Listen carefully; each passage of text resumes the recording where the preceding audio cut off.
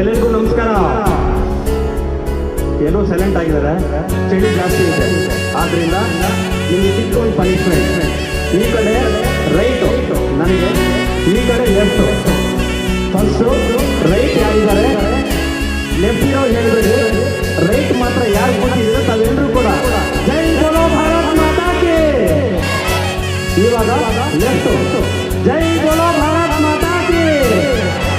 ಇವಾಗ ಎಲ್ಲರೂ ಕೂಡ ವೇದಿಕೆ ಮುಂಭಾಗ, ವೇದಿಕೆ ಮೇಲೆ ಇರುವಂತವರು, ಮಾಧ್ಯಮ ಮಿತ್ರರು ಎಲ್ಲರೂ ಕೂಡ, ವಿದ್ಯಾರ್ಥಿನಿಯರು, ವಿದ್ಯಾರ್ಥಿ ತಂದೆ ಎಲ್ಲರೂ ಕೂಡ ಜೈ ಬೋಲೋ ಭಾರತ್ ಮಾತಾ ಕಿ. ಎಲ್ಲರಿಗೂ ನಮಸ್ಕಾರ.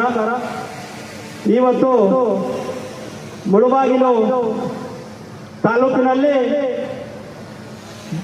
ದ ಜೈನ್ ಇಂಟರ್ನ್ಯಾಷನಲ್ ಸ್ಕೂಲ್ ವಾರ್ಷಿಕೋತ್ಸವ ಕಾರ್ಯಕ್ರಮ ತುಂಬಾ ಅದ್ದೂರಿಯಿಂದ, ಸಡಗರದಿಂದ, ಸಂತೋಷದಿಂದ ಈ ವಾರ್ಷಿಕೋತ್ಸವ ಕಾರ್ಯಕ್ರಮ ತುಂಬಾ ಅದ್ದೂರಿಯಾಗಿ ನಡೀತಿದೆ.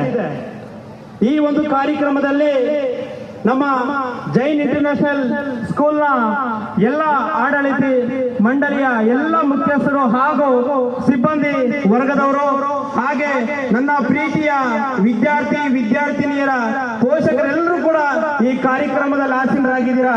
ತಮಗೆಲ್ಲರಿಗೂ ಕೂಡ ನನ್ನ ಹೃತ್ಪೂರ್ವಕ ಸ್ವಾಗತವನ್ನ ಬಯಸ್ಕೊಂತ, ಇವತ್ತು ತಾವೆಲ್ಲರೂ ಕೂಡ ಆವಾಗಿಂದ ವೀಕ್ಷಣೆ ಮಾಡ್ತಿರಬಹುದು.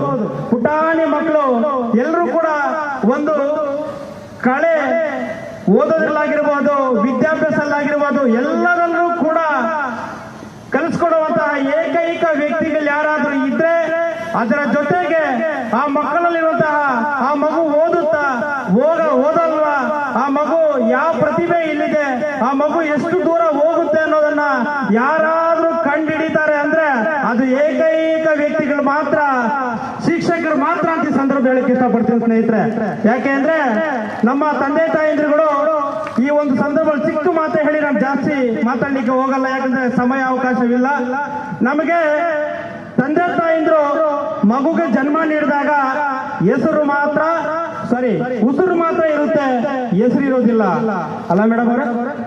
ಉಸಿರು ಮಾತ್ರ ಇರುತ್ತೆ, ಆದರೆ ಈ ಭೂಮಿಯನ್ನ ಬಿಟ್ಟು ನಾವು ಹೋದಾಗ ಹೆಸರು ಇರುವಂತಹ ಕೆಲಸಗಳನ್ನ ನಾವೆಲ್ಲರೂ ಕೂಡ